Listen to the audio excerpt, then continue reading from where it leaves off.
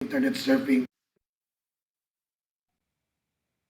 to protect ourselves, especially from the viruses, identity theft, and even ransomware.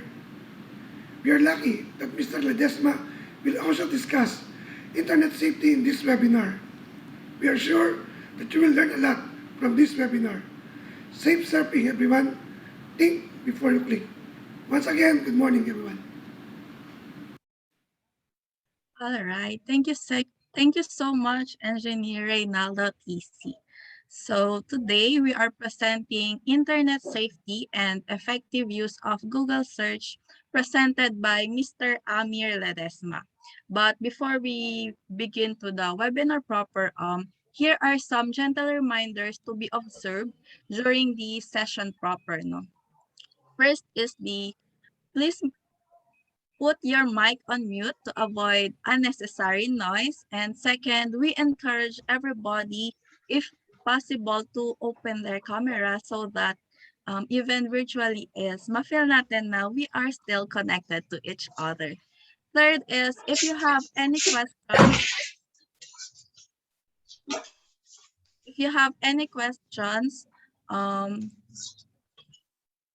during the presentation, please type them into the question box into your Zoom control panel, of course. And for those joining us in the live stream, please type it all at the comment section and I'll bring them up at the end of presentation, of course. And number 4 is to feel free to hit the reaction button if you find the topic interesting. And lastly, you need to enjoy, of course. Yeah. Okay. Can you move to the next slide, please? Yeah. Mr. Ledesma had graduated from Central Luzon University with a Bachelor of Science in Information Technology, major in System Development last April 2015. After graduating, he pursues a career in the College of Engineering at Central Luzon State University as an instructor. Currently, Mr. Ledesma teaches major subjects in the BSIT curriculum includes Android, Java, and C languages. In parallel to that, he had other duties as a coordinator in the ICT and TORU International School ITLI Challenge. He had facilitated and attended several seminars and trainings such as the ICT CLSU Cybersecurity Awareness Webinar Training Workshop on Central Luzon State University, Digital Learning Environment, Python Programming, which is essential course, training of trainers, regional training for faculty enhancement on mobile app development, and many more.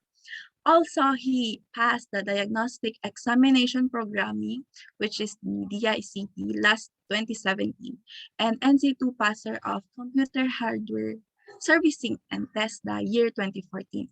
He is proficient in programming languages like C++, C languages, Python, Java, Visual Basic, and Android. He is also skilled in web development, in HTML, CSS, JavaScript, and PHP. Yeah. And please give a virtual clap to Mr. Amir Ledesma. He is our resource speaker for today. And now, without further ado, I will turn over to you the floor to you, Mr. Amir Ledesma. So yeah, you can share your slide. Okay, so before I share my slide, I would like to thank Ma'am Ranalyn for that generous introduction.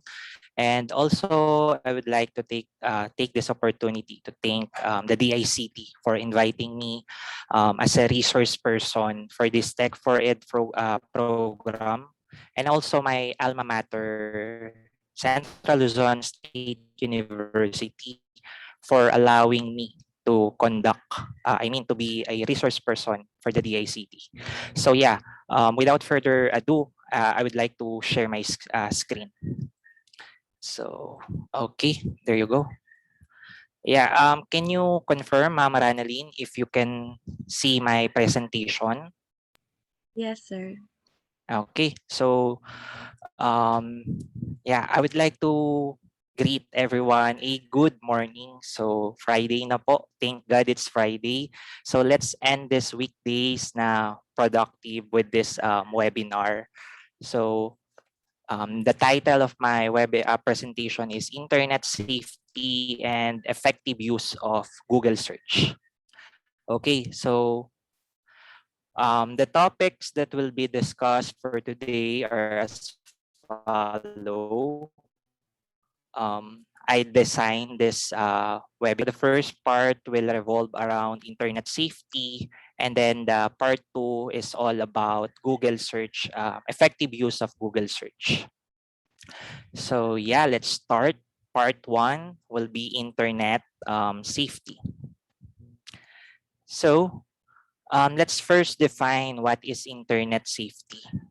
So according to the National Online Safety, it is the act of staying safe online.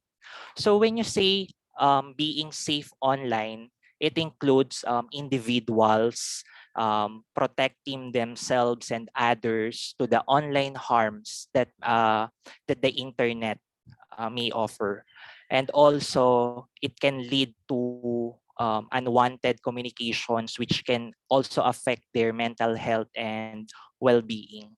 So that's why in this webinar, I'm going to share with you kung ano yung mga tips na po pwede ninyong gawin to avoid such mishaps. So yeah, um, internet safety is also commonly known as online safety, cyber safety, and e-safety. So baka na rinig nyo na yung mga terms na yan. They are all the same. Yan lang din yung ibang tawag po sa internet safety. So it encompasses all technological devices connected to the internet. So meaning to say, yung mga devices natin such as PCs, yan, laptops, smartphones, or even your tablets when connected to the internet. Okay. Next. All right. So when you are surfing the net or you are surfing a particular website, so have you ever ponder kung ano yung mga potential risks or threats na po pwede ninyong ma-experience? Kasi when we are surfing the net, I don't know, maybe you do it for convenience like leisure time, ayan, social networking sites, or in work. Since pandemic, most of us are doing work from home setup. And kung sa mga estudyante, research, ayan, sa mga thesis, mga researches nila. Okay. So I have listed here potential risks that internet users may experience or face. So according to the internet safety training published by the Consumer Action, we have the main risk. Ang shortcut nila dito is 3 C's that the internet users face. So number 1, we have the inappropriate or unwanted contact. Okay. So example of these might be cyberbullying, yan, spamming, okay. And then second one will be inappropriate or inaccurate content. So example of these are pornography and hate sites. Last C will be deceptive or fraudulent commerce. Ito na yung may kinalaman sa mga counterfeit and malicious sites. Okay. So now that we know that the potential risk that the internet may offer to us, so ngayon, let's tackle naman how do online scammers find their victims, okay? So I have listed here 5 scenarios na or methods na ginagamit ng mga online scammers according again sa internet safety training. Okay, let's start with phishing. When you say phishing, okay, this is a type of social engineering attack often used to steal user data. So including login credentials, also the credit card and debit card numbers, yan, according to Imperva. So phishing, it occurs when an attacker is masquerading as a trusted entity which dupes victims into opening an email. So hindi lang sa email po nagaganap yung phishing, pwede din sa instant message or even the text message. So I have here an example of a phishing attack. So I have a snippet of an email sent to me. Okay. So in here, ang sabi sa akin dito is this is this is sent by BDO Unibank Inc. Now, if you're going to dissect thoroughly this email, we can see that this is not a legit email sent by BDO. Kasi dito pa lang makakatch yung attention natin kasi ang nakalagay dito is BDO online account notify as the subject of the email. So dun pa lang, if you are a account holder ng BDO, particularly if you use the online banking services of BDO, syempre medyo kakabahan ka na baka mamaya na-hack or merong nag-a-try mag-access ng iyong account. So in this case, let's see. So ang name ng sender natin is BDO Unibank Inc. Okay, ayan. Pero if you're gonna look at the email address of it, it says here that it came from teresa@meserve.net. So it is not a secret that the domain address used by the BDO is at bdo.com.ph. So dito pa lang po, we can conclude that this is not an email that came from BDO. Okay? Tapos ang sabi dito, meron pong procedure wherein pinalalogin nila tayo sa isang website para ma-secure natin yung account natin.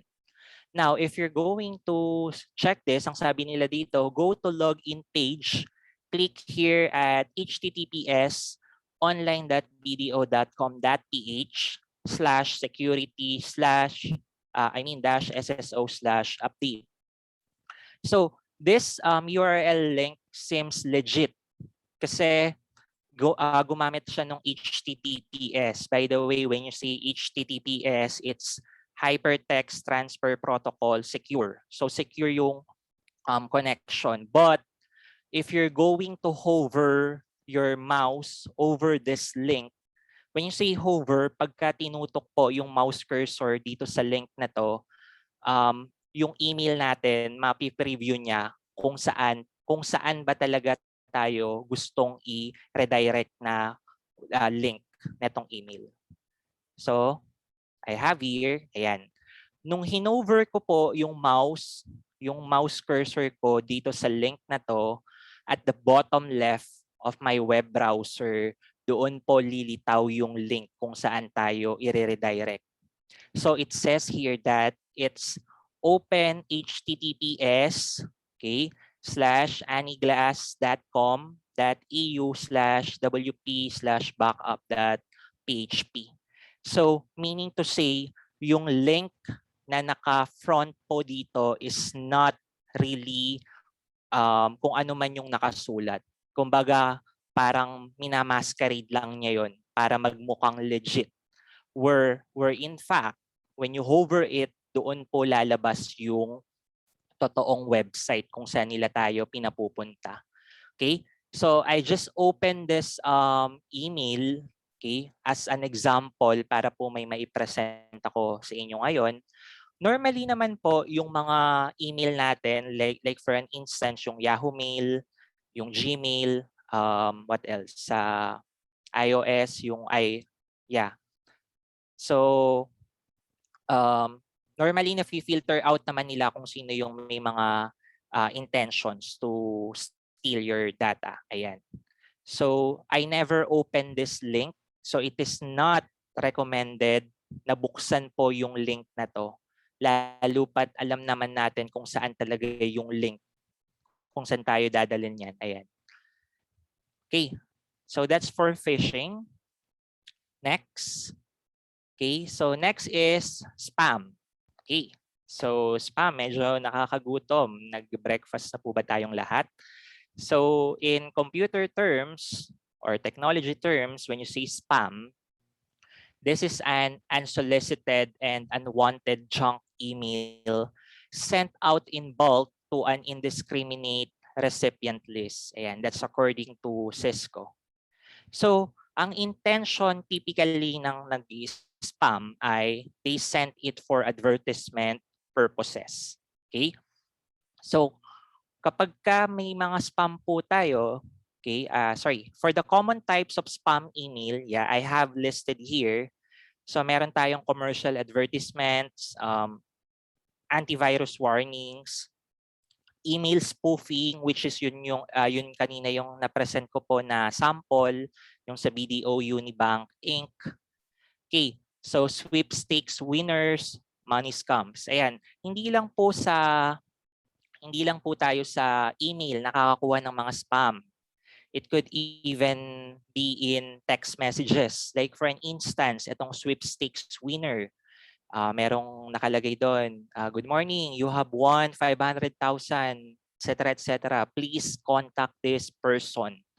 So yon, meron din tayong money scams. Actually, parang interrelated din naman yung sweepstakes tsaka sa money scams kasi sa sweepstakes winners, for you to get the prize na sinasabi nila, you have to send them money first before nilang i-process yung iyong winning prize.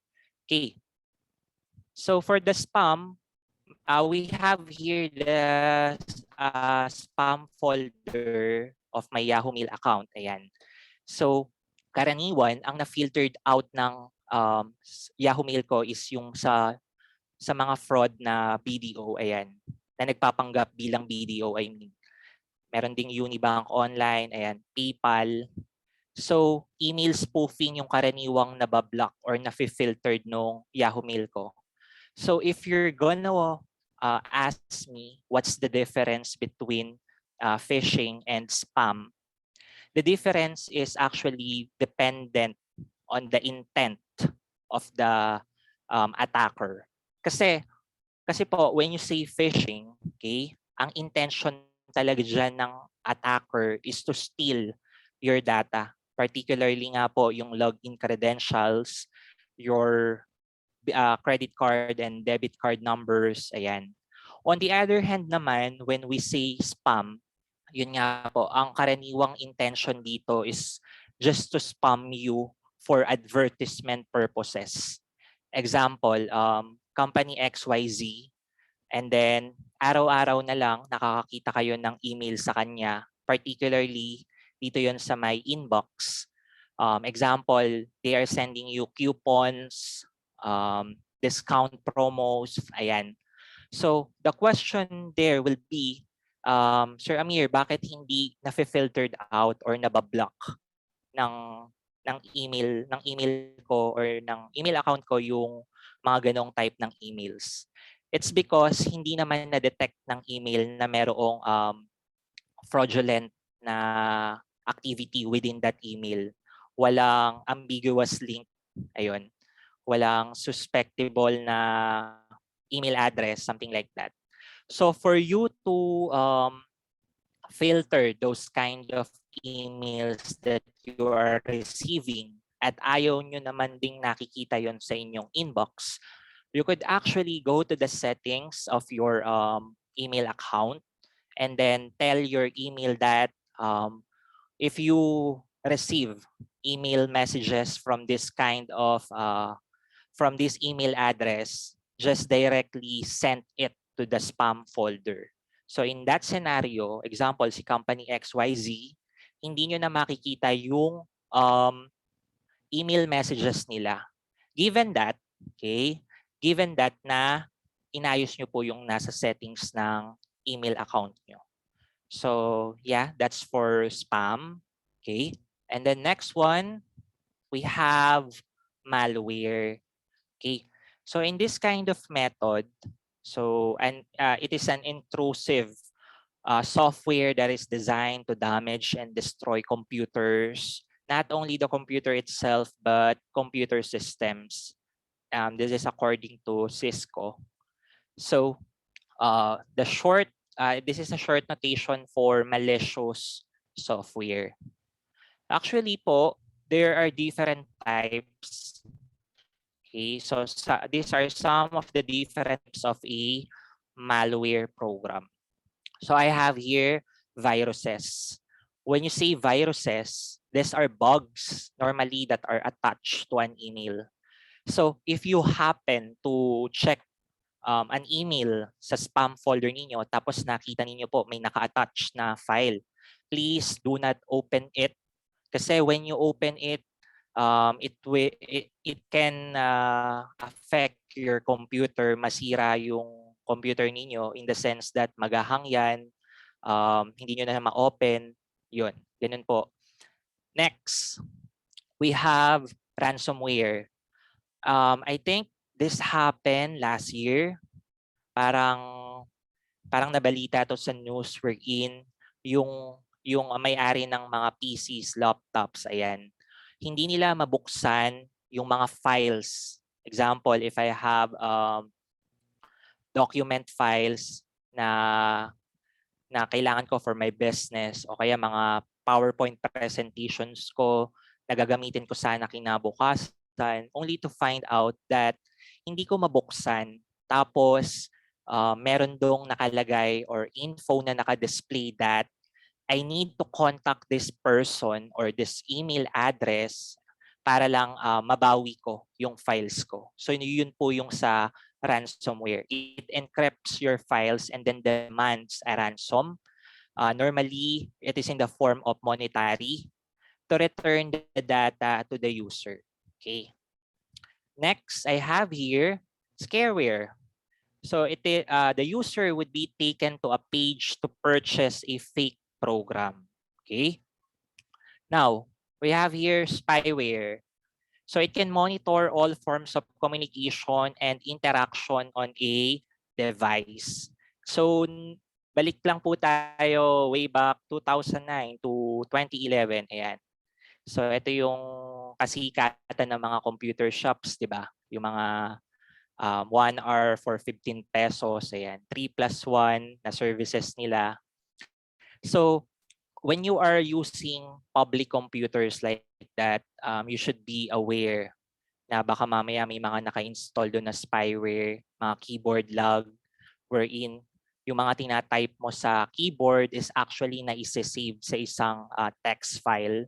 Okay? And then later on, yung may-ari ng computer, they will just check kung ano man yung mga in-input mo po doon sa keyboard. So normally, they use it to get your user credentials like your username, your email, and password. Yeah. And then we also have Trojans. Okay. So this application is actually stealing your personal data, spying, or even crashing your computer. Okay. And then last one, we have the adware. So it will pepper the user with, it will pester the user with unwanted ads to attempt to get them to part with their money. Okay, ayan. So that's for malware. And then fourth method wherein online scammers or con artists attacks is on unsecured transactions. Ayan. So websites that don't have secure payment forms or companies that store the debit and credit card information of the user. So kung wala po silang ganong secure na functionality sa kanilang mga payment forms, it will give crooks and con artists the opportunity to intercept your personal information. Okay, so how do we make a secured transaction, secured online transaction? So according to Rebecca Edwards of SafeWise, I have listed here 5 ways kung paano maging secured yung online transaction natin. So number 1 is that you use a secure connection in the sense that if as much as possible, only use internet connection na kayo yung may-ari. Example, Wi-Fi sa bahay, ayan. Kasi sometimes, if you use public Wi-Fi such as yung nasa bus, ayan, di ba, they are offering free Wi-Fis, you don't know that pwede nila actually ma-check yung mga transactions mo, ayan. And from there, they can easily get the credentials that you input, okay? So, yeah, number one, use a secure connection. And then for number two, use a trusted website. So, dito po papasok yung concept ng HTTPS. As much as possible, you should only go to websites na ang ginagamit ay HTTPS. Because just what I have just said, HTTPS stands for Hypertext Transfer Protocol Secure. Okay? And then, next one, read the privacy statement.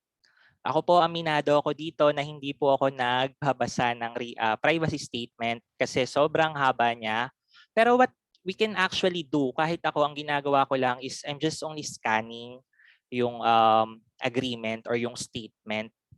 Okay. And then, next is you should opt for credit over debit cards. Lalo na po ngayon, Shopee 10-10-10, Lazada 10-10-10, di ba?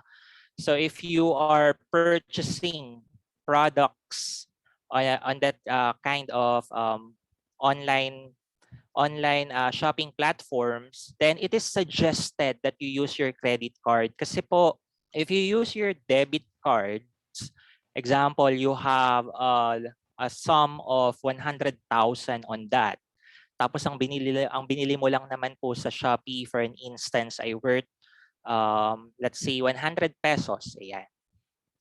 100 pesos and then na-stole yung credential mo kasi nga hindi mo na secured yung online transaction. Yung 100,000 mo na yon, it could actually be stolen from your bank account. Wherein kung nasa credit card yan, ayan, let's say ang limit mo lang is nasa 10,000, yes, nandun pa rin yung threat na makuha yung credential mo. Pero come to think of it, 100,000 versus 10,000, di ba? I'm not saying na it's okay to lose 10,000, pero yes, opt for credit over debit card. So, normally naman po, yung mga ganitong online shopping platforms, they have a secured transaction payment wherein they use OTP, lalo na yung mga bangko po ngayon, di ba? Before you can make a successful transaction, it is a necessity that they will send you a one-time password before you could actually purchase a service or a product. Depende po dun sa binibili natin. Okay? And then last one is that you should keep an eye on your accounts. As much as possible, change your passwords once a month. Yan. I mean every month. Okay? And then always monitor them. Kung may mga transactions na hindi mo naman po ginawa, then you should actually contact immediately your bank kung saan man po kayo may account. Ayan. And then, last one. So, attackers can attack sa social networking sites. Example, Facebook, Messenger, ayan, TikTok, Twitter. So, users may be at risk if they reveal too much personal information, or much worse if they agree to physically meet people they first met online. So, wag na wag po natin itong gagawin that we are gonna meet people we just met online. So, some social networking sites might even compromise sensitive personal info. Example, I have here, friend or foe. Sabi dito po is, this is a 15-year-old girl on Facebook. So, seeing is not believing. Not all you see on the internet particularly sa mga social networking sites is yun talaga sila. Sometimes they just pretend or post someone else. So next, never schedule offline meeting with online only friends. So meaning to say, kung hindi nyo naman talaga sila personally kilala, okay, wag na po natin silang i-meet physically. Paano sir kung nakikipag-meet po ako, nakilala ko online kasi nag-shopping po ako. Ayan, 'di ba yung Facebook, it can also be an online shopping platform wherein may mga nagse-sell ng products or services online. Example, yung sa mga pamain-pamain, ayan, 'di ba? So yes, pwede naman, but just do the necessary precautions. Like for an instance, magpasama ka sa isang mas matanda sa'yo, okay? Or sa parent mo, or sa friends, ayan. And then, this is a must. Tell your parents if anyone tries to meet with you offline. Okay? So, sa mga news po natin, hindi naman palagi, but sometimes, occasionally, nababalita na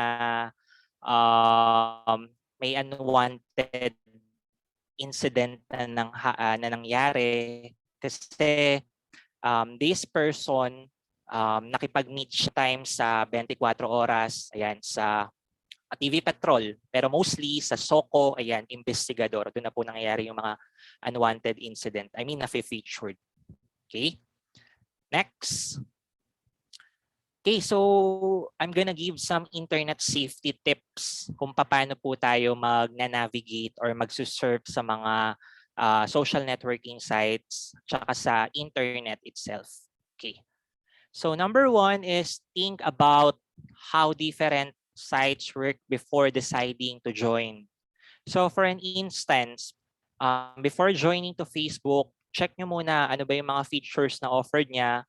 So for Facebook, we could actually add friends, ayan, mag-post ng pictures, videos, and then Facebook also offers Messenger wherein we could chat with our online friends real time.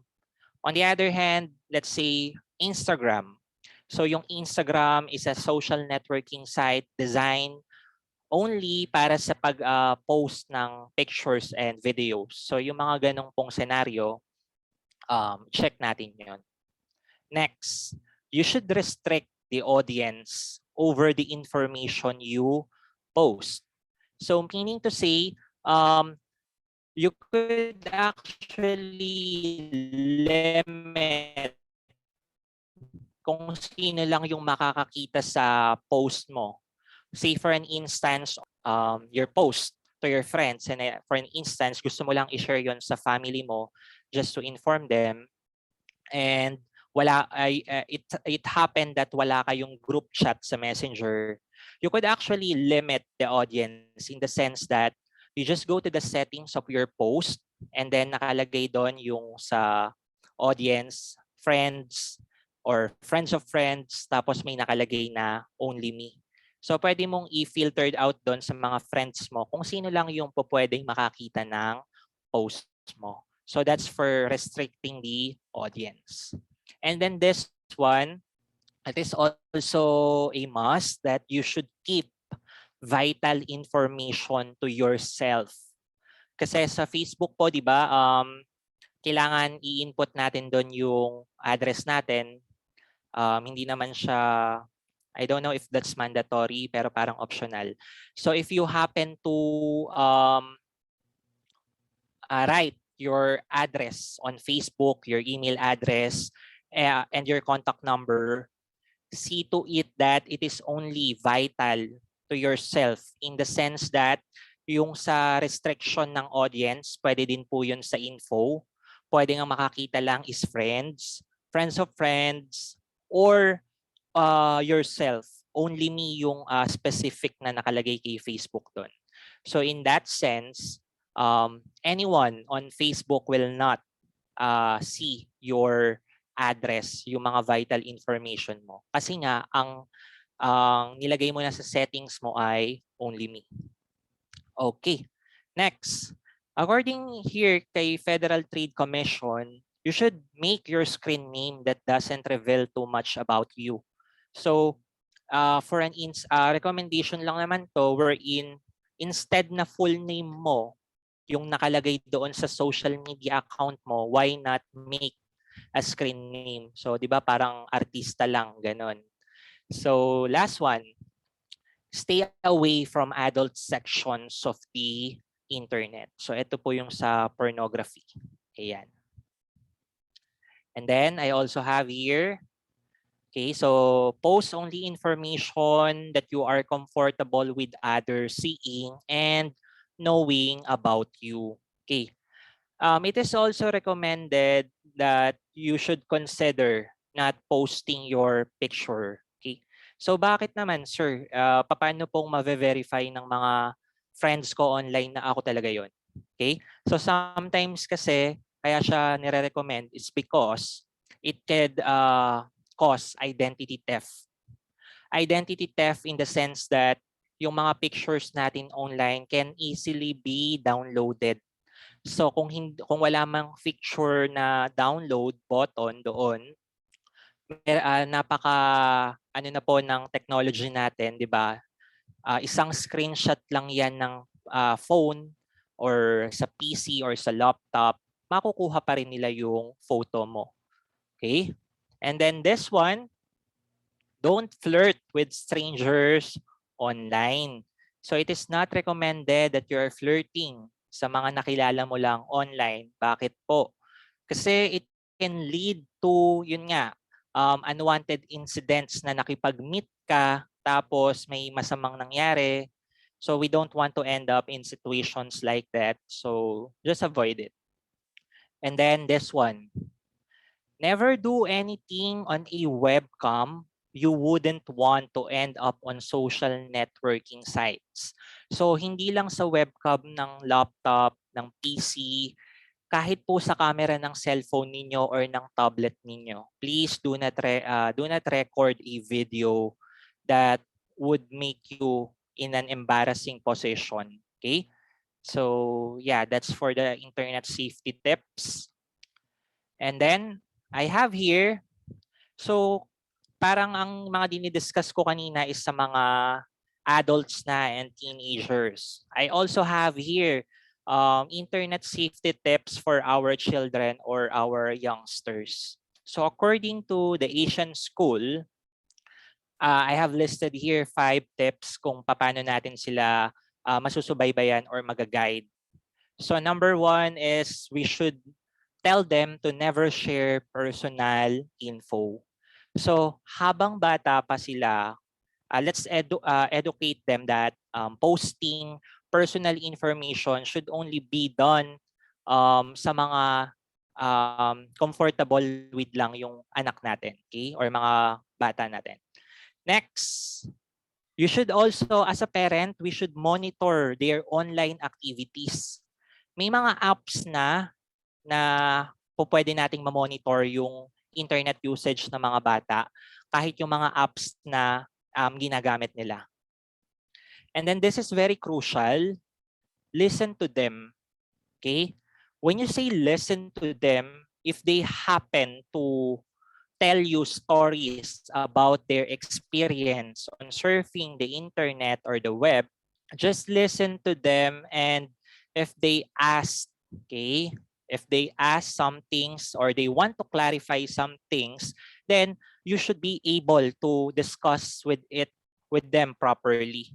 Okay, so you could actually also share them your experiences and tell them kung ano yung ginawa ninyo for this particular incident nung nangyari and kung paano ma-avoid yung mga ganitong incident.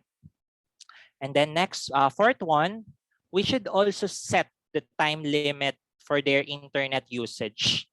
So say for an instance, since pandemic, talagang ang ano na lang ng mga bata ngayon is internet, yung leisure time nila. Kasi bawal lumabas, 'di ba po?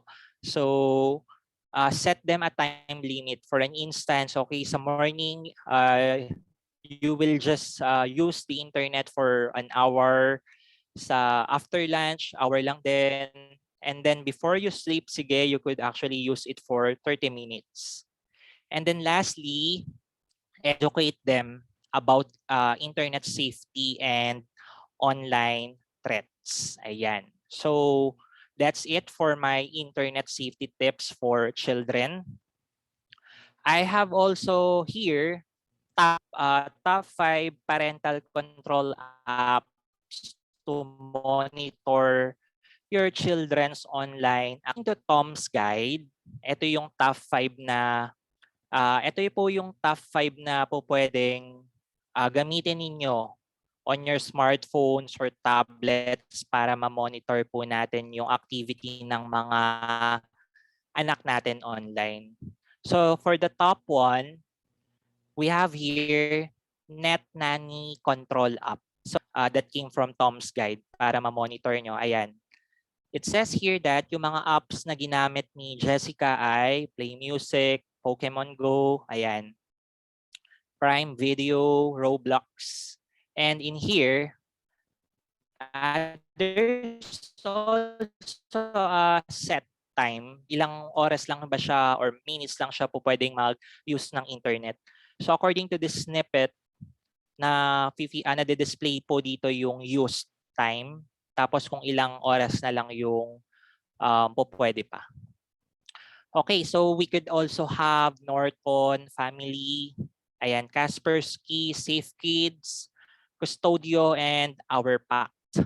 So karaniwan sa mga to ang nag-o-offer ay mga antivirus.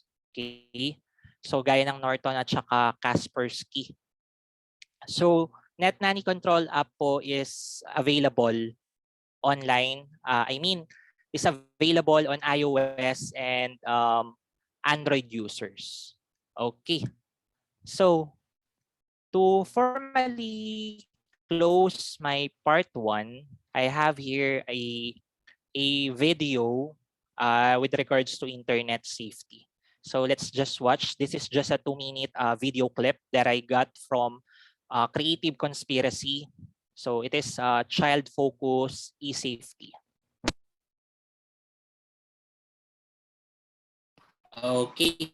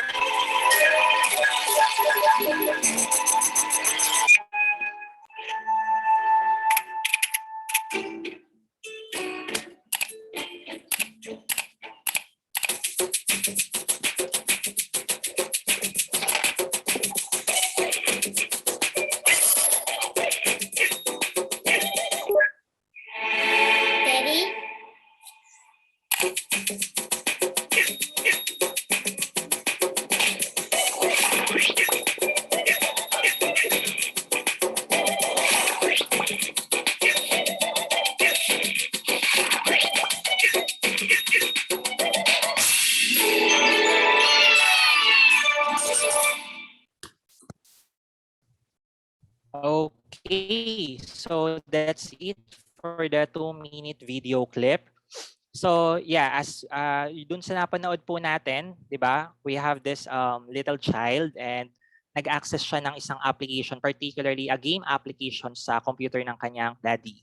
And yes, there are sometimes that may mga nagpa-pop up na unwanted advertisements dun sa computer.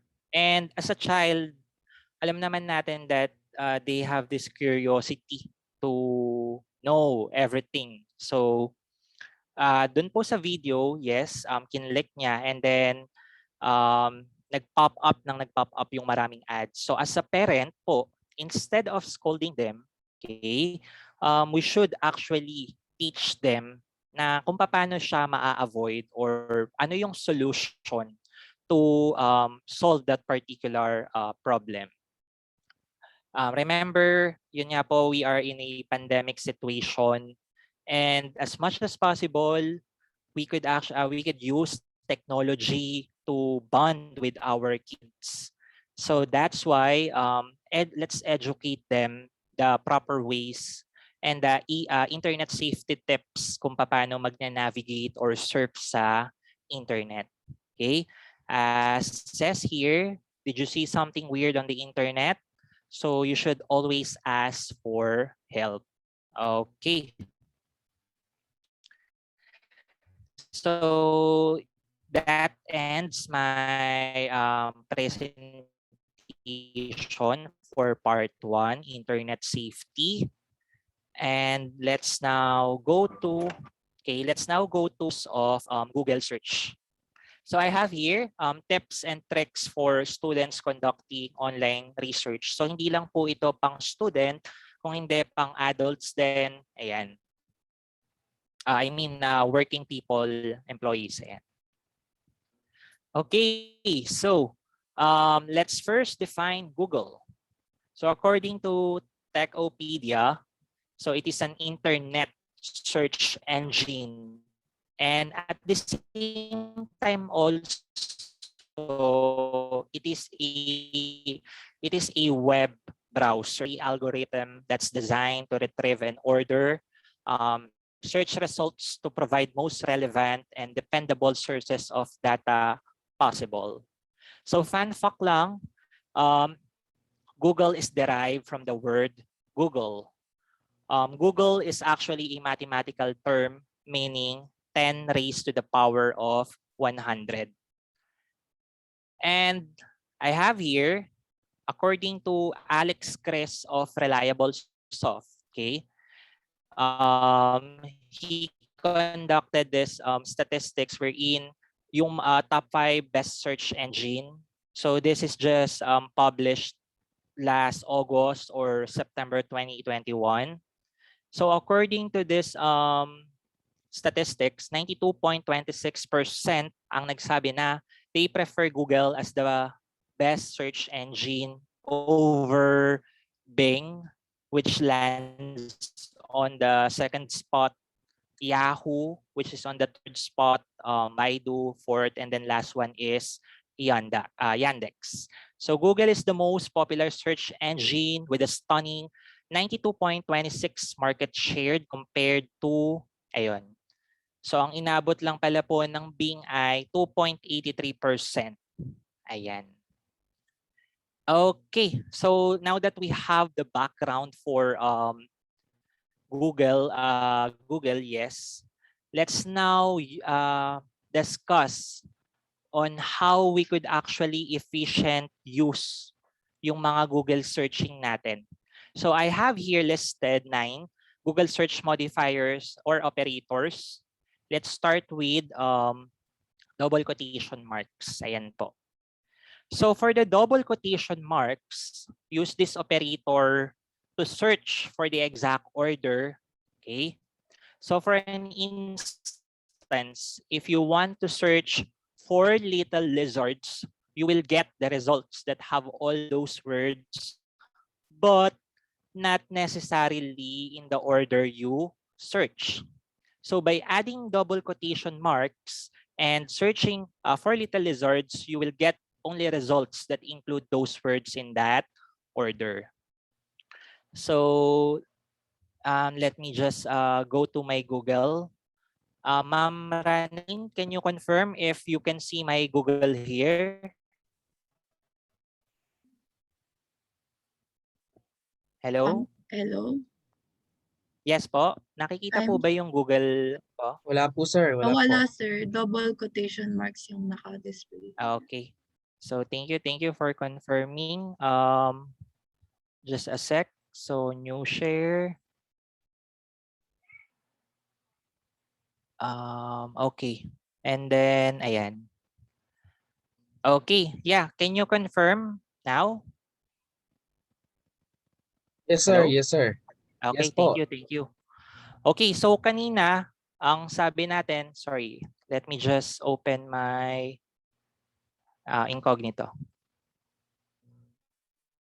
So I am opting to use an Incognito kasi I don't want you guys to see my Google search history. Ayan. So let me just share again my screen. Okay, there you go. So nasa search pa. Sorry. So okay, let's search for 4 little lizards. Okay. So there you go. When you search for this query, say for an instance, meron tayong result for about 9,770,000. Okay. So ang dami nating po pwedeng documents or websites na pwedeng i-check. Pero if you're gonna look at it, hindi naman po yung 4 little lizards mismo yung na-return sa atin ni Google. So if we really want to search for an exact word or phrase, then use, so ito po yung na-search natin for 4 little lizards nung wala pang double quotation mark. Ngayon po, nung sinearch natin quotation marks, let's check. Very sorry for my internet, medyo nagfa-fluctuate. Ayan. So kanina po, as we can see, hindi natin na-search mismo yung word na, yung phrase na 4 little lizards. Pero if we use double quotation mark, ayan, ang una na sa ating recommendation ni Google is, I can see 4 little lizards. Ayun po, yung exact phrase na 4 little lizards ay nakikita na natin. What else? Ayan, kay www.shutterstock.com. Find 4 little lizards. Ayun po. So again, when you say double quotation marks, you are searching for the exact word or phrase na nilalagay na sinesearch natin. So this is useful if you don't want na per word or per words ang ibabato sa atin. Like for an instance, this one, skinks look like lizards. So yung word lang na lizards yung nabato sa atin pero wala yung 4 little. Diba po? So ayan. For a double quotation mark. Next. Let's talk about the tilde. So yung tilde na operator po natin, we could actually use this to return results that includes synonyms. Ang kaso nga lang po, not work well for all terms and sometimes not at all. Yan. So example, if I want to search for CSS, so kasi when you say CSS, it will CSS stands for Cascading Style Sheets. So it will include the synonym style and returns fashion related. Okay, let's try. Let me just share again my Chrome. There you go. Okay, so tilde, this is just like a curly dash. Ayan. Tapos sabi, CS. There you go. Okay, so in here, we can see that ang nireturn sa ating result, ayan, is mga websites catering tutorial with regards to CSS. Search for the synonym of beautiful. Okay, so let's just use tilde and then I have here beautiful. Ayan. So we got 7,390,000,000 results. Ayan. So similar, attractive, pretty, handsome, good looking, ayan, nice looking. So yun po yung para sa tilde. So for tilde, I will repeat that you can use this for synonyms. Ayan. And then next, we could actually use the minus operator. So if you want to exclude certain terms from your research, from your search results, then use the minus symbol. Example, if you want to search for the term spam, kasi 'di ba it could be spam na ang ibig nating sabihin ay junk email o yung spam na food. So what we can do is something like this. Google Chrome, there you go. Unahin ko muna pong i-search yung spam. Ayan. Nung sinearch ko yung spam, ang result na ibinato sa atin ni Google ay 630 million. And then, as you can see here, puro lang po siya may kinalaman sa food. 'Di ba? Eh ngayon po kasi, ang gusto nating mangyari ay, gusto kong i-search yung spam, pero hindi related yung food or yung canned good. So what we could actually do is, ayan, use the operator minus sign, and then let's say food. And then, okay. So when we get the results, ayan, yung ibinato sa atin ngayong result ni Google ay puro na yan pang computer-related term. This one, yung nasa una ng search result ko, this is just an ad of spam luncheon meat. So advertisement lang po siya. So ang nakuha pa rin naman po nating result is, ayan, what is spam, email spam and how to fight it, spam deceptive practices and scam policies. As you can see here, ayan, walang nakitang food with regards to spam. Even dito po, sa may images, yes, lalabas pa rin siya. Pero in here, if you want to know, go to websites, hindi na po lalabas yung sa food. Okay? So what else? Let's see for an instance, example natin is yung Jaguar. Example, we want to search for Jaguar. Ayan.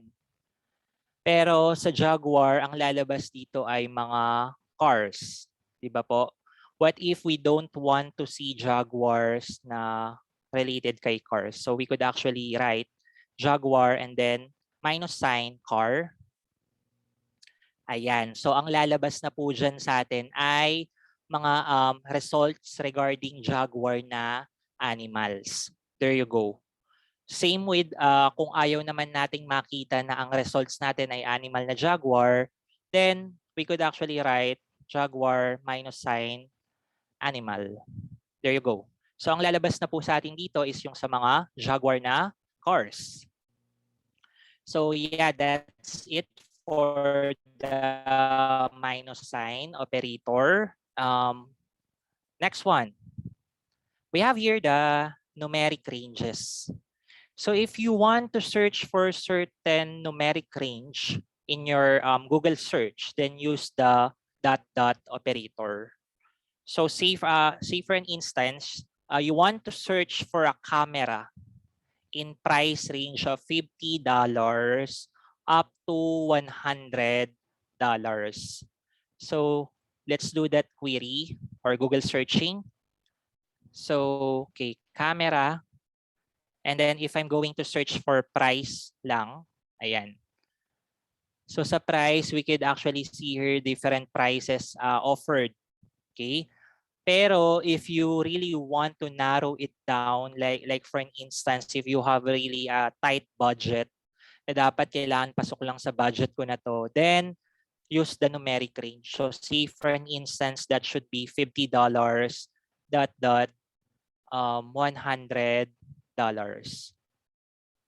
Sorry, wala na tong price. Kahit ganyan lang po. And then, there you go. So in our, yung ibibigay ngayon sa ating result ni Google ay, okay, this one. It says here, buy online Canon PowerShot and then digital camera. Okay, ayan, nagre-range siya from $50. Ayun, nakita natin pasok sa budget. And also, we have here yung Fujifilm. Okay, there you go. Ang price niya is $59.95. Pasok pa rin sa range. Ayan, meron tayo. What else? We have the 150, pero that's just for the web title. If you're gonna look into the content, ayun siya. It says here na $99.99. So yun po yung para sa ating numeric range. We just need to specify yung ano natin, yung type na gagamitin. So for this instance, I use the $sign because I want to search for a price range. Example, na manufactured ng 2017, let's say from 2017 until 2019, what we can do is we could search car and then 2017 ... to 2019. Okay, there you go. Ayan. So, ibibigay lang po sa atin ni Google yung mga cars na manufactured noong 2017, 2018, and then 2019. As we can see here, this was published noong November 28, 2018. So, ayan. 2019, 10 best cars. Best in class cars of 2017, 2018. This one, although na-publish to ng October 5, 2021, ayan, nasa query natin pa rin yung 2018. So yeah, there you go. That's it for the ... So again is just for numeric range. So next, let me just share again my PowerPoint. Next, let's talk about wildcard. So yung wildcard natin is asterisk na operator. So Google calls it the fill in the blank operator.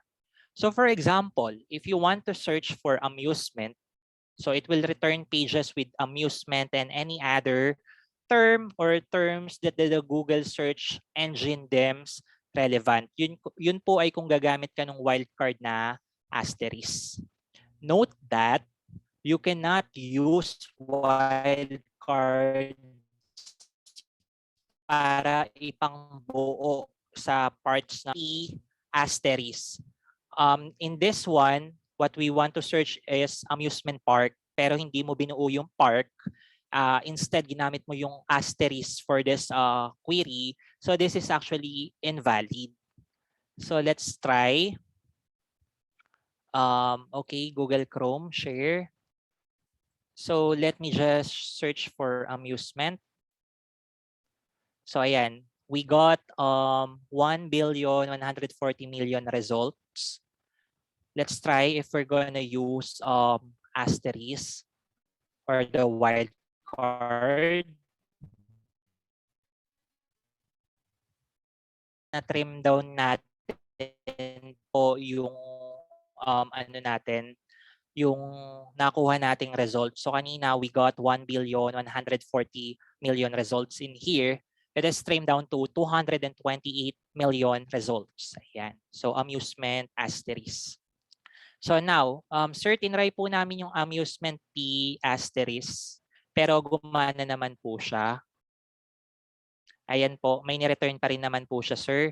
Yes, it will return pa rin naman po. Magre-return pa rin naman si Google ng result. But yun nga po, it is not recommended to use asterisk para ipambuo sa isang part ng word dito sa ating Google search.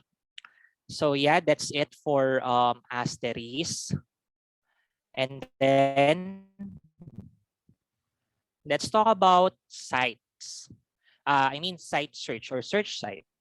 So many websites have their own site search feature, but you may find that Google site search will return more pages. So when doing research, it's best to go directly to the source, and site search is a great way to do that.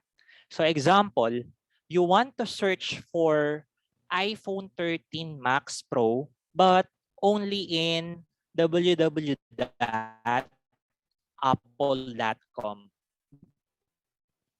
So our search query will be, example, if I want to search for iPhone 13 Pro Max, there you go.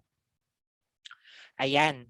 Kapag po kasi sinearch natin tong iPhone 13 Pro Max, we can see here that ang binigay sa ating result ni Google ay 1,200,000, and then we can notice that una sa list si apple.com.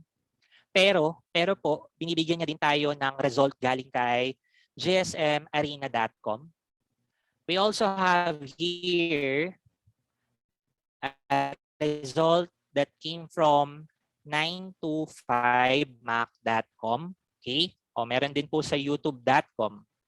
So in this case, if you want to trim or narrow down your search result na dapat, yung i-return sa atin ni Google ay dapat ay apple.com lang. Then what we could actually do is we're gonna put here site and then colon, okay? We could actually just write apple.com. Notice that wala pong space yung site, colon, and then apple.com. Now, if we're gonna search it, there you go po. From a 1 billion result kanina, na-trim down natin siya into 2,760,000 results. Notice that in here, ang nireturn lang sa ating mga website ni Google ay apple.com lang. Example, apple.com.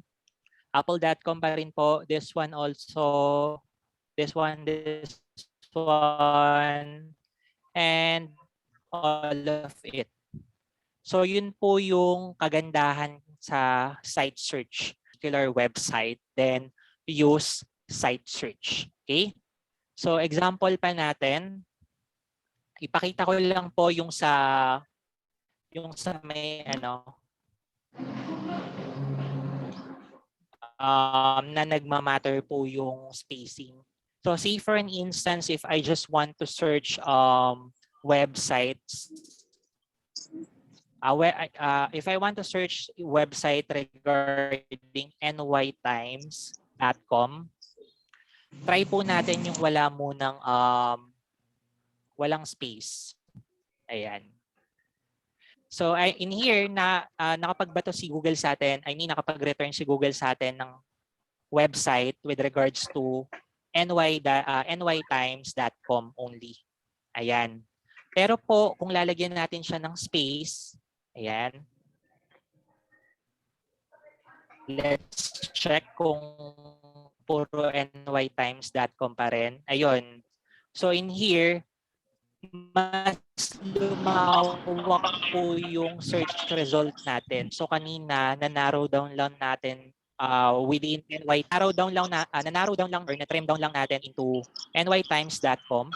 But in here, nung nilagyan po natin siya ng spacing, ayan, sometimes pwede siyang magbato or mag-return ng result from other sites. Like for an instance, twitter.com. Nakapag-return siya sa atin ng twitter.com, it's because merong New York Times or NY Times na username doon kay Twitter. Ayan. Kahit po sa Facebook, Wikipedia, lumabas din. Ayan po. Times, NY Times, education.com, tsaka instagram.com. So yun po, you should notice that walang spacing kapag ginagamit yung site search. Ayan. Okay, next, before I jump sa another natin na operator, ano po, pwede po nating i-combine yung mga operators natin, okay, sa pagsa-search. Say for an instance, if you are searching for the definition of, let's say, information technology. So information technology. Ayan. So ayan, bibigyan niya tayo ng results. Ang kaso dito, we can see here that meron tayong wikipedia.org na nakalagay po, di ba? Ngayon, if you want to exclude na wala dapat na Wikipedia sa search result na i-return sa atin, what you can do is na information minus sign, or colon. Okay, pwede kong sinabi here na let's try Wikipedia lang muna. And then, let's search for it. So in here, lumalabas pa rin po yung Wikipedia, una sa list. But if I'm going to write here, wikipedia.org, ayan. So we can see that wala na pong i-return sa atin na definition or search result na nandoon yung website na wikipedia.org. So yun po, pwede pwede nating i-combine yung mga operators na ginagamit natin when we are doing a Google search. So in here, the combination that I've used is I use the minus sign operator to exclude the site wikipedia.org dito sa i-return sa atin na result ni Google. Okay. Next. Okay, let me just share again my PowerPoint. Next, okay, this one. Maganda po ito kasi if you are searching for particular file types, then use the Google search or the Google search operator file type colon. So to search only for uploaded files that match your query. Example, you want to search for PDF files about software engineering. So your Google search will be software engineering, tapos file type, PDF. Let's try. Okay, so in here, I'm just going to write software engineering. And then I want to get file type na puro PDF lang. Let's first search this. Ayan. So nung sinearch natin to, we got 1 billion results. Ang dami po. So ayan, and karaniwan po dito sa nakuha nating result ay wala naman yung gusto natin. So to narrow or trim it down, we could actually write file type, colon, and then no spacing, PDF. Okay, so there you go po in here. According to https trace.tennessee.edu, ayan, nakalagay po dun PDF to say ma-download natin tong PDF file na to. Ayan. So, ayan po. Nare-return sa atin yung PDF file and then we could actually download this kind of file. What else? Ayan. Introduction to Software Engineering na naka-PDF. PDF pa rin. This one, PDF, PDF, and so forth. Okay, sir, gusto ko po Word document para po sana na-edit ko. So you could actually write here. Ang ginagamit lang naman po doon is yung file extension ng isang file. So for an instance, if you want a document, then use doc or docs. Let's try muna po kung doc. Ayan. So that doc, software engineering practices. Okay. So just beware lang po, hindi lahat ng website is i-redirect nila kayo doon sa talagang PDF file. Yung iba po is diretso ng dina-download yung file. So just be aware dun sa mga kiniklik po natin. Ayan. We don't want unnecessary downloads din po. So ayan, that doc, ayan. Puro lang siya document file. Okay, let's try that docs. Okay, so yung .docs po kasi is just an extension file type din po ng Word document. And in here naman, I can see that, ayun, .docs, ayan. Nakukuha pa rin naman po. Okay. So, what else? Sir, what if gusto ko ng Excel file? Example, if I want to get a statistics of Facebook users in the Philippines, and then I'm just gonna write file type and then XLS. Okay, so there you go. According to psa.gov.ph, ayan, meron po tayong mada-download na result in XLS format or Excel. Ayan, XLS and so forth. Tapos, last one, if you want a PowerPoint presentation, so example, information technology, you want to get a PowerPoint presentation with regards to infotech, then let's try type PPT, short for PowerPoint. Okay, so ayan po. Ayan po, oh. Puro PowerPoint lang po yung i-return sa atin dyan ng Google search natin. Okay, so that's it for my file type. And then,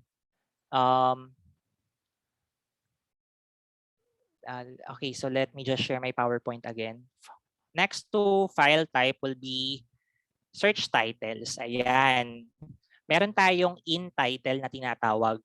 If you wish to look for words in the web page title, then use the keyword in title : Example, you want to search for websites about Avengers that have bad.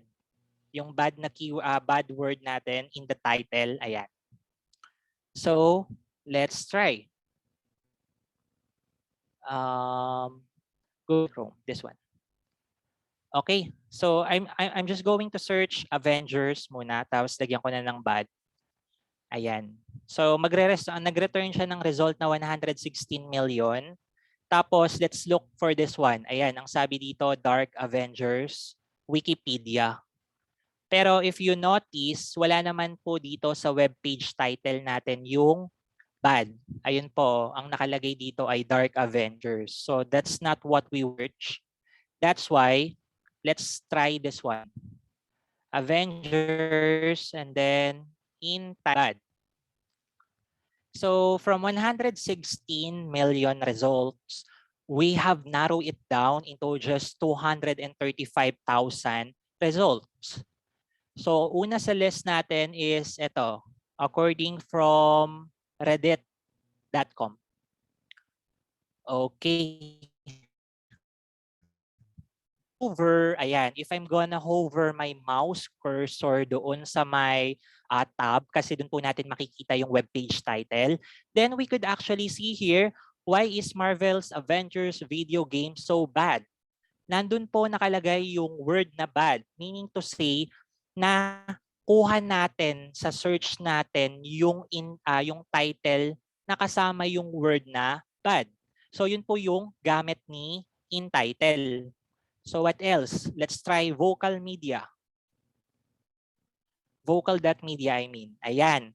So if I'm gonna hover again, Marvel's Avengers is bad and here's why gamers blah blah blah. So this is from vocal.media. So yun po, no? So that's the use of in title natin na keyword. So it will look for words na nilagay natin sa in title na kasama doon sa web page title po. Okay, so let me just go back to my PowerPoint. Okay, this one.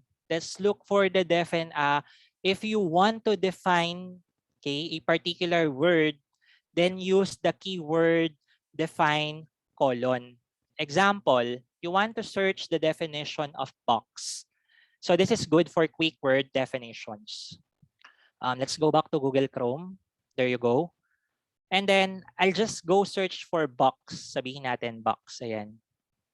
So when I search for the word box, Google actually return 5,770,000,000 results. Pero hindi ko naman makita dito yung gusto kong makuha or makuhang result kay Google, nandun sa pinakababa, ayun, www.merriam-webster.com. So what we could actually do if you just want to define a word here sa Google search, then use define and then colon. So from 5 billion results, let's check. Okay, so na-trim down natin siya into 895 million results. Wherein ang ibinibigay lang sa atin dito is yung definition ng box. Kanina ginamit nyo po yung define na keyword, solely it is only intended for definition of the words. So yun po yung para sa define. Okay? And then next one. Okay. So yun na po. Na-discuss ko na yung mga operators natin and keywords. Next, let's try this one. What you want. Okay, so what we want is that gusto kong makakita ng NY Times articles. Ang gusto kong makita is articles coming from NY Times about test scores in college, but between 2008 to 2010. So in this case, yan, pwede natin unahin yung site search natin. So if we're gonna use this one, it will only narrow down yung search result natin sa nytimes.com lang. So note that again, wala pong spacing. Okay? Next, we use the tilde keyword. So ginamit natin yung tilde na keyword. So this will also search related words such as higher education and university. Ayan. And then test scores. If we really want to look for the exact, kunwari test scores talaga, hindi yung magkahiwalay na test tapos scores na may na i-return ni Google, then use the double quotation mark because it will return only the exact phrase test score. And then, sabi natin dito, but not the SATs. So we want to exclude that. That's why we use the minus sign operator and then SATs. And then last one, ranging from, okay, ang ginamit natin dito is year. That's why we have here 2008 until 2010. And then, let me go back to my Google Chrome. There you go. So, ang sabi ko kanina dito ay site nytimes.com space tilde, ayan, college, tapos double quotation marks for test scores, but not SATs. Tapos from 2008 to 2010. Okay, let's search for this one. Okay, so ayan po. Ang i-return lang niyang result is limited lang siya kay nytimes.com. As you can see here, we have Google has only returned 2,200 results kasi naka-filtered lang po yung site natin kay nytimes.com. Let's try to erase this one. Check natin kung gaano kadami yung re-return. There you go.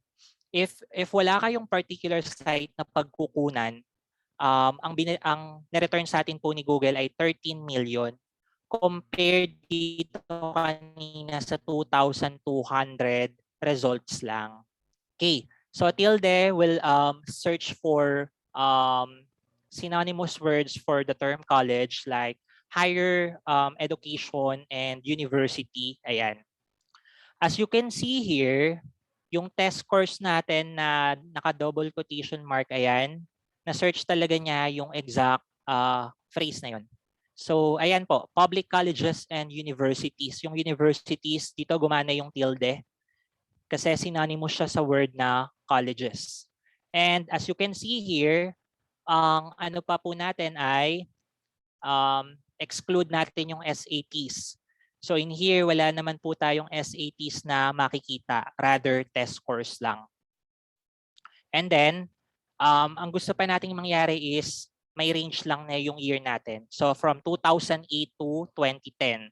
Example, this one, yung pinaka-latest is from December 4, 2010. Pasok pa rin sa searching natin. I have here July 20, 2009, June 18, 2008, ayan, and so forth. Okay? So yeah, that's for our example na gusto nating i-search. So next one. Okay, what you want. So a report on the different airspeed velocities of common swallows. So meron lang pong tips dito si Get More out of Google.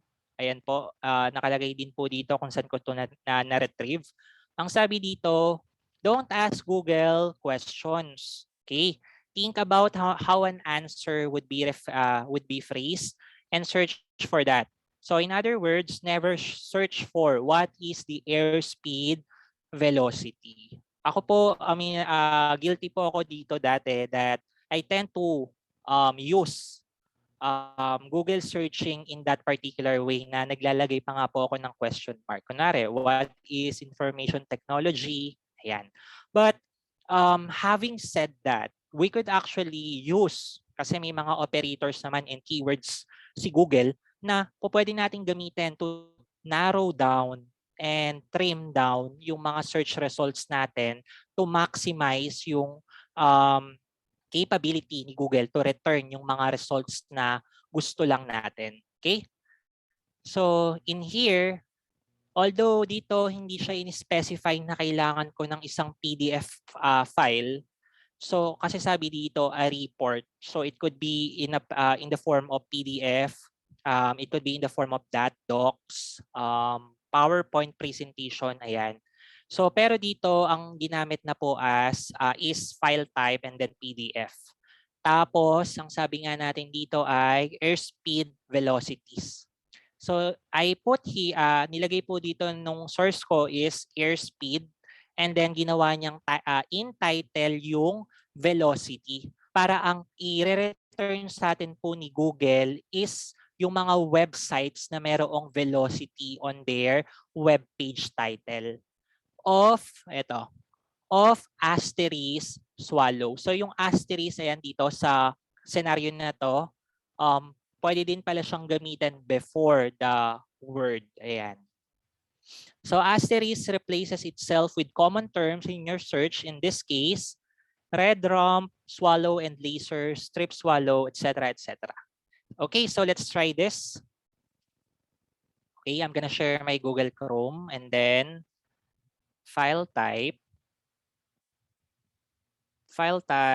PDF and then airspeed and then I have here in title tapos velocity and then of asterisk swallow. Okay. So here, I mean Google just returned us 223 results. So napaka-konti, di po ba? So let's check this one, estimating the airspeed velocity. Ayan. Since ang ginamit natin na file type is airspeed, PDF, that's why nakapag-generate si Google ng PDF na result. So in here, we could see in here, hindi natin makita yung mismong web page title. It's because ang naka-project na po sa atin or naka-display is yung mismong PDF. But if I'm gonna look at the title of this website, it says here that estimating the airspeed velocity. So naka-in title po kasi natin yung velocity of asterisk swallow. So meaning to say, lahat ng klase ng swallow. Ayan, meron tayong unladen swallow. Unladen, ayan. And Yeah, let's try nga po kung wala tayong file type. I mean, gawin natin yung sinabi sa atin kanina ni Google doon na wag daw pong nagtatanong kay Google ng question. So, example, never ask for what is the airspeed velocity. Ayan. So kasi if we're going to use this kind of querying, ayan, sobrang dami po ng ibibigay sa ating result ni Google. And hindi na as much as possible, 'di ba po, we don't want to waste time searching individually sa mga websites na ni-return sa atin ni Google. Normally, the first 3 websites lang naman yung chine-check natin. Siyempre, yung pinakauna, yung pangalawa, tsaka pangatlo. Kung hindi gumana yung first, si second. Kung hindi si second, si third. Pero never tayong nag-proceed sa next page, and so forth, so forth. In my case po, okay. And then, okay. So that's it for our second scenario. And then, did you know that you could actually use Google as a calculator, okay, for quick math problems? So note that this is just used for the basic functions. So let's try this one. Sorry, let me just share my screen muna again. Okay, and then I want to go back here. Example, if I want to have 2 times 3 divided by 5 plus 44 minus 41. There you go. Okay, so ayan, may i-display sa atin si Google na calculator. So, pwede natin gamitin si Google as a calculator kung wala tayong apps for calculator. Or kung ayaw mong buksan yung calculator mo na app, syempre, sabi nga kanina, quick math problems lang naman. Alright, and then next, pwede din actually natin gamitin si Google as a unit converter. Unit converter, example, 90 kilograms, ayan, in pounds. So ayan po, pwede din po siya. 90 kilogram to pound is 198.416. So hindi po ito yung kilograms ko po next, pwede din natin siyang gamitin to tell time. Example, if you have your families abroad, let's say time in Staten Island sa US, particularly sa Staten Island. So the current time in Staten Island is 10:09 p.m. Thursday ng October 14, 2021. Ayan. Okay, and then next. Okay, other Google tricks. Okay, let's use of tabs. Hinuli ko na po ito kasi para mas mapag-focusan natin yung sa mga keywords at saka mga operator. Advanced Google search. Unahin natin yung first 2. Use of tabs. Google Chrome, ayan. Let's say for an instance, if I want to search for a guitar, ayan, maybe I'm planning to buy a guitar, ayan, I could use the tabs. Ano po ba sir yung tabs na sinasabi dyan? Ayan, we have here images, we have here shopping, ayan, meron picture, tapos balik ko lang, may videos, ayan, puro videos lang yan. And then last one, we have maps. So pwede nating i-maximize yung feature ni Google na yon as kung ano yung mga specific na kailangan mo sa kanya. Say for an instance po, if I want to search for images, ayan, medyo mabagal po yung net, mabagal. Okay, good. So here, pwede natin din gamitin tong tools. Ayun po. Example, meron kang preference type, large. O ayan, i-return sa ni Google puro large. Example, meron kang favorite color, blue. Then, ayan, puro blue guitar lang ang re-return sa atin ni Google. And then type, type ng images po ang sinasabi dito. It could be clip art, line drawing, or GIF. Try natin nga po yung GIF. Ayan, yung mga GIF is, ito yung mga gumagalaw-galaw na picture. And then, usage rights, time. Sa time, ang constraint na to is kung kailan na-upload. So, pwede mong sinabi past week. Meron bang nag-upload ng blue guitar na large this past week? Ayun, meron. Ayan. So, mas na-trim down natin. 1, 2, 3, 4. Apat lang yung nag-upload ng blue guitar. Pero in this case, hindi naman natin siya nakitang blue guitar talaga yung image na GIF. Okay? Ayan. So, that is for maximizing the use of tabs. Next, we could also do advanced Google search. Actually po, yung mga ginawa natin kanina is just an example of advanced Google searching. So, eto po siya. Just go to google.com. Again, example, ayan, google.com. Tapos here, we have the settings. And then, advanced search. Ayun. Okay, ito po yung kanina, in the exact word or phrase. So example, if I want to search for the exact word or phrase na, let's say, information technology. Ayan. Tapos, pwede nyo ding i-specify kung anong language yung gusto nyong i-return. Example, search nga natin Filipino. Any region, sige. Site or domain, ayan. Okay, site, wikipedia.org. Wag po muna nating anuhin. And then file type. Sabihin natin PDF. Kapag ginamit natin itong advanced search, there you go. Ayun po, ginamit natin yung double quotation marks and then file type PDF. There you go. Ayan. So, there you go. Ibibigay sa atin to. And then, on our advanced Google search, nilagay din natin sa constraint kanina yung region, which is Filipino ba yun or Philippines? Let me just check po for a while. Just a sec.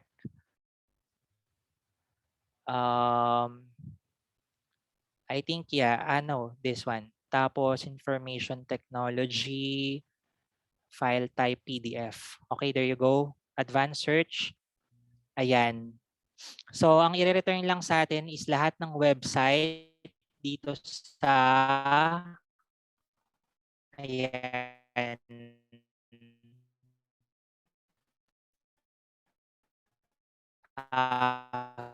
Philippines. Legacy that Senate. There you go. So, Google image search. Let me just share again my screen. Last 3 na po tayo. For the Google image search, sorry for that. Okay, so Google, hindi actually naka-present na kagad sa atin dito yung Google image search. So we're going to search for that. Google image search. There you go. And then ito po yun, yung images/Google.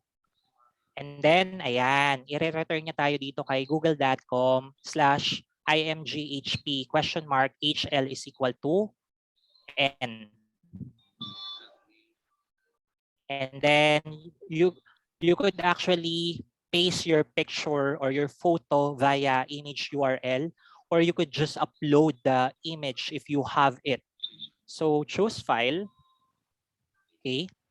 And then I have here a sample desktop. Okay. So let's say for an instance, I have here the picture of Captain America. So let's just wait. Okay, there you go. So I have here, the name of my photo is Captain.jpg.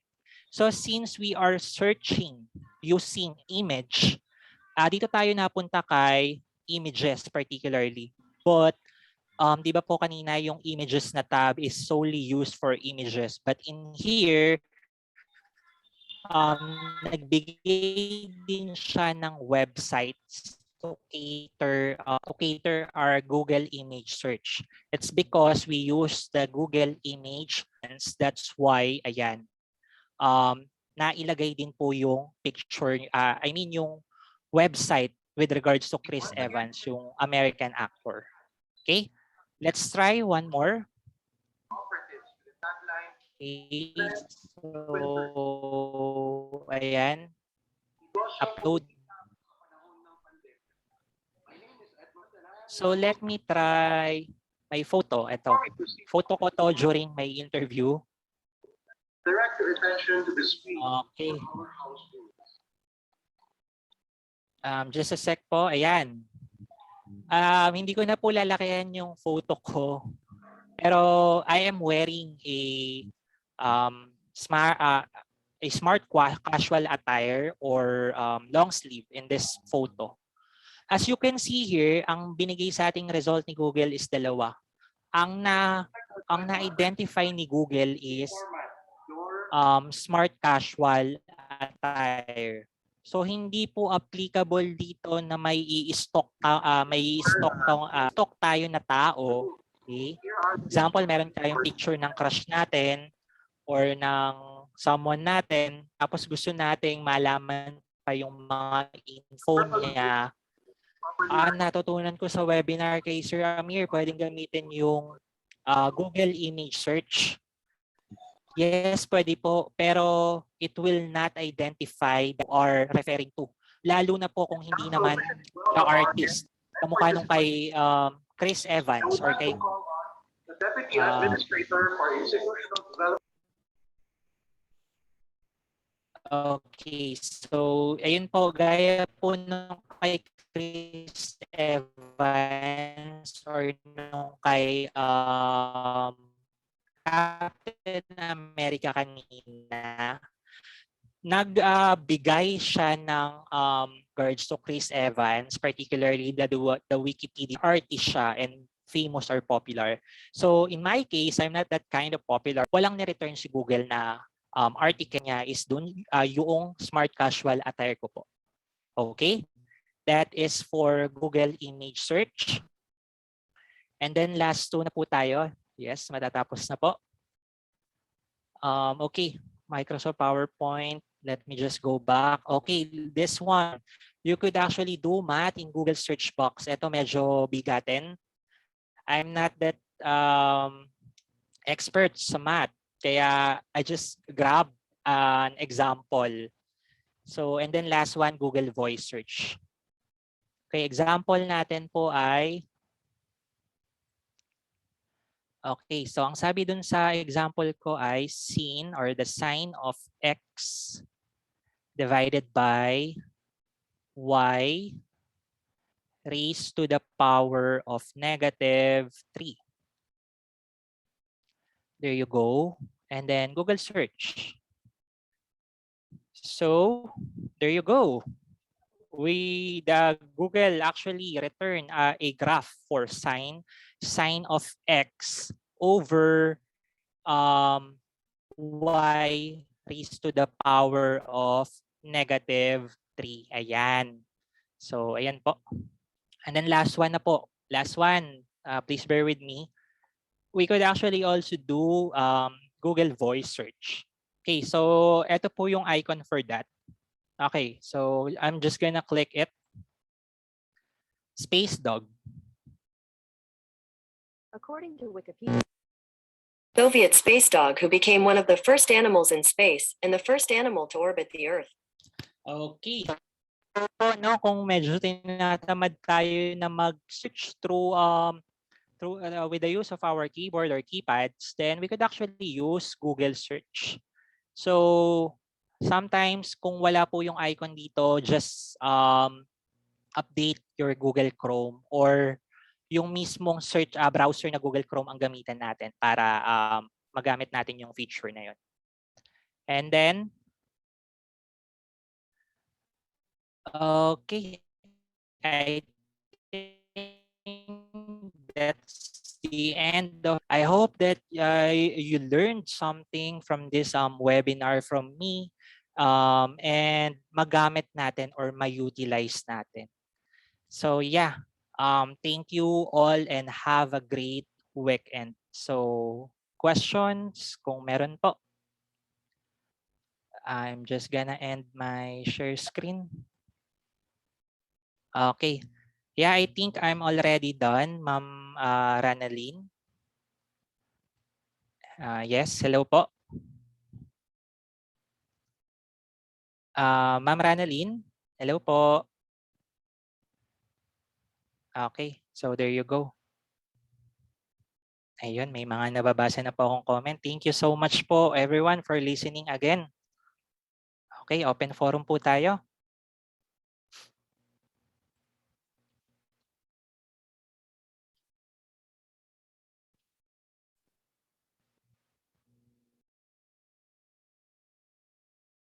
Wait lang po, sir.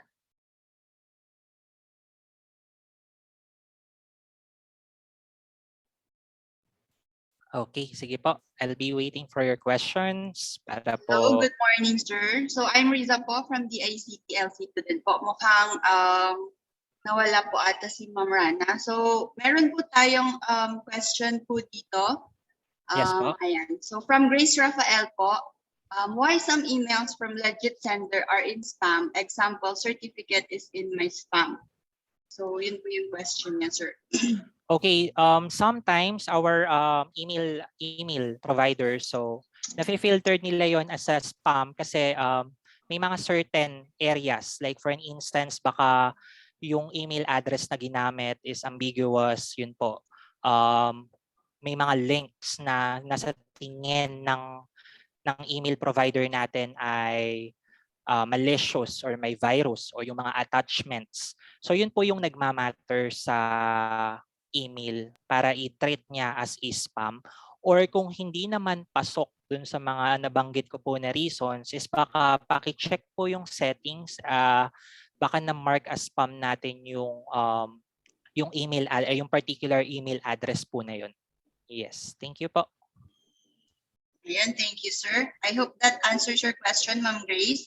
Ayan, so Ma'am Rana, meron pa po bang questions? Yes, sir. We have from Joyce Gan.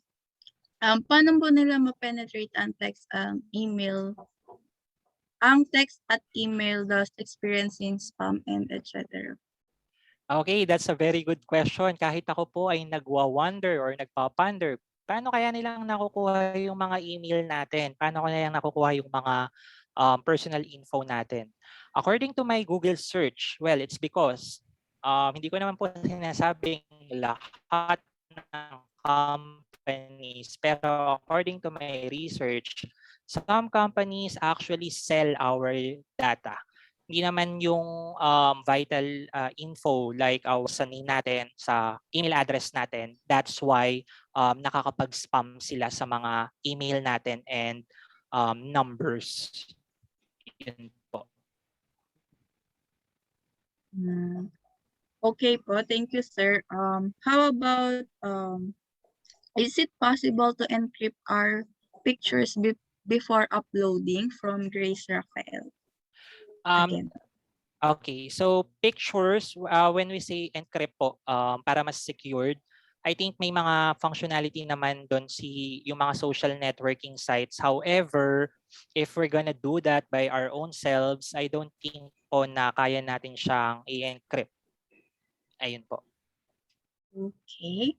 Next is, what is the best antivirus we can use to block the malwares we can get on clicking links, especially from Google?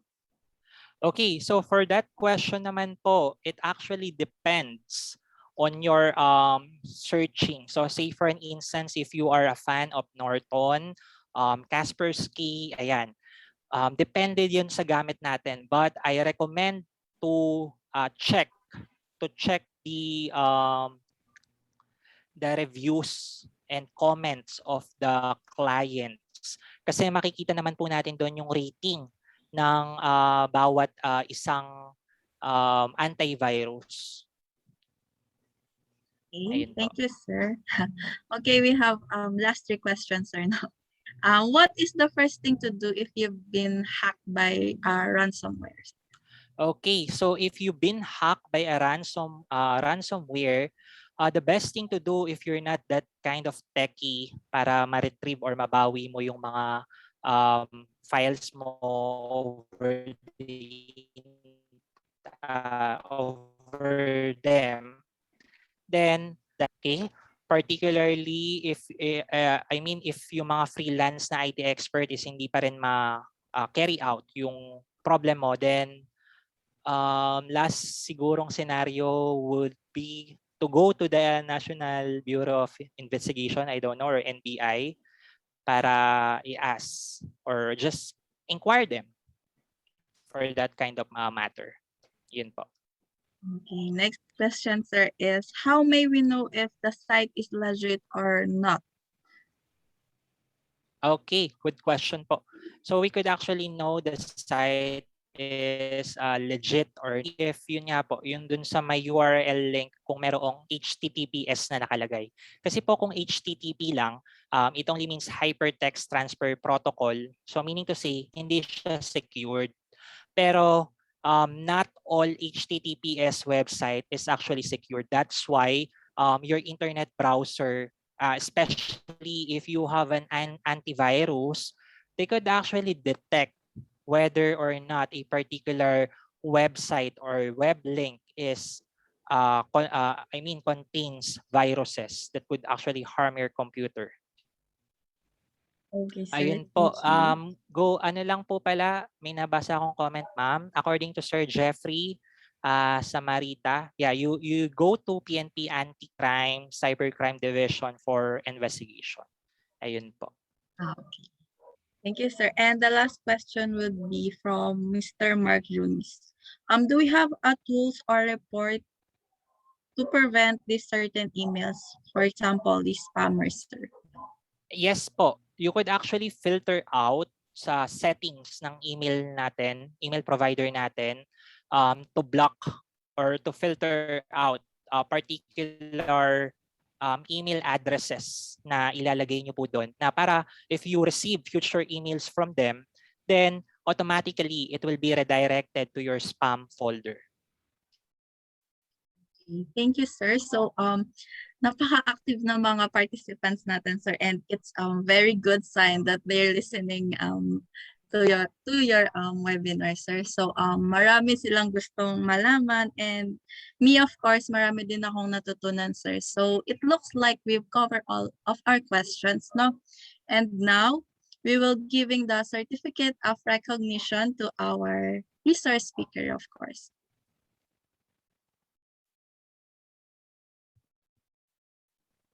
Can you move to the next slide?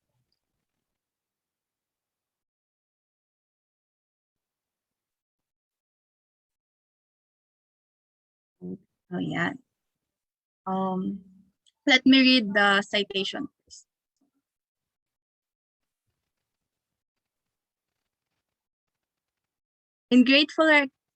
This certificate of recognition is awarded to Mr. Amir Ledesma in grateful recognition of his invaluable support as resource speaker during the webinar entitled Internet Safety and Effective Use of Google Search of the Technology Empowerment for Economic Development, which is the TECH4ED program of the Department of Information and Communications Technology under Luzon Cluster 2, given this 15th day of October, year 2021, signed by our Regional Director, Engineer Reynaldo TC. So, ayan, thank you very much. Let's give a virtual clap to Sir Amir Ledesma for his invaluable support. Yan. And Thank you po. also, sir, baka may gusto pa pong sabihin. Ayun po, I just noticed po sa may comment section that they are requesting for the copy of the PowerPoint presentation. Maybe I could give them, I don't know, ma'am, maybe sa inyo na lang po sa DICT. Yes, sir. You could just give them the copy of the PowerPoint presentation. And lastly po, I just want to again thank everyone po for this opportunity that you have given to me, especially the DICT and CLSU. And of course, the participants for actively listening to my presentation. Salamat po again. Ayan, thank you so much po, sir. And to formally end this webinar, may I call on our Technical Operations Division Chief, Engineer Petronilio Villaferte, to give us his closing remarks. Good morning, Sir Nilo. Hi, good morning. Thanks, Ma'am Rana. Good morning, everyone. Person, on behalf of the DICT Luzon Cluster 2 Regional Director, Engineer Reynaldo C. Our sincerest gratitude and deep appreciation, especially to our resource speaker today, Sir Amor Ledesma. Thank you so much, sir, for being with us again with this event. And we are always looking forward na sana sa susunod na event, nandun pa rin po kayo to share your knowledge and expertise, especially with regards to this internet safety and effective use of Google search. Salamat po ng marami, Sir Amor, for your time and your sharing. And also, nais ko rin pong pasasalamatan yung ating team sa DICT Luzon Cluster 2 for their effort in making this event so successful. To Ma'am Rana, to Ma'am Moniena, si Ma'am Riza, and of course to Sir Mark, and also with us, the Sir John ng Aurora. Thank you so much for all your effort. And of course,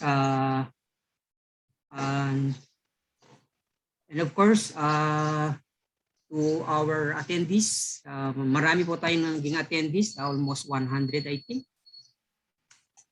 And thank you for being with us with this event. And I believe marami po tayong natutunan sa ating resource speaker, especially the use of internet. Alam po natin dahil sa ongoing pandemic, napakahalaga po ang sa atin. Hindi po gumagalaw mundo natin kung wala pa yung internet. So lahat po ng ating natutunan po kay Sir Amor, sana po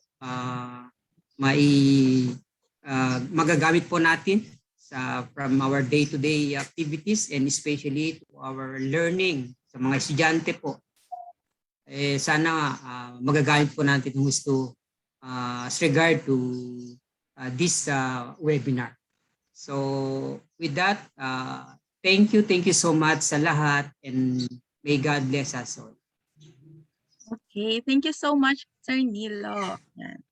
Our ever supportive Technical Operations Division Chief. Yan. And now for the participants, mayroon tayong 100 participants here at Zoom kasi yun yung pinaka-maximum participants natin. And also on our Facebook Live, we reached 100 plus participants also. So thank you for joining po. And for the participants, kindly fill the post-evaluation form. It will serve as your attendance so that you will have your e-certificate of participation. Ayan. So ayan, fill nyo na po yung post-evaluation link po. Habang nag-fill po kayo ng post-evaluation link, can I request to have a photo ops po para ma-post po natin to sa ating Facebook page. Yan. Can you open your camera, please? Oh. Ayan. Okay, Sir Carlo, you'll be the one who's mag-picture na lang. Ayan. Smile lang po kayo, 4 pages po. Ayan. Smile lang kayo mga 10 seconds. Dito pala si Sir Carlo. Salamat din, Sir Carlo po. Thank you po.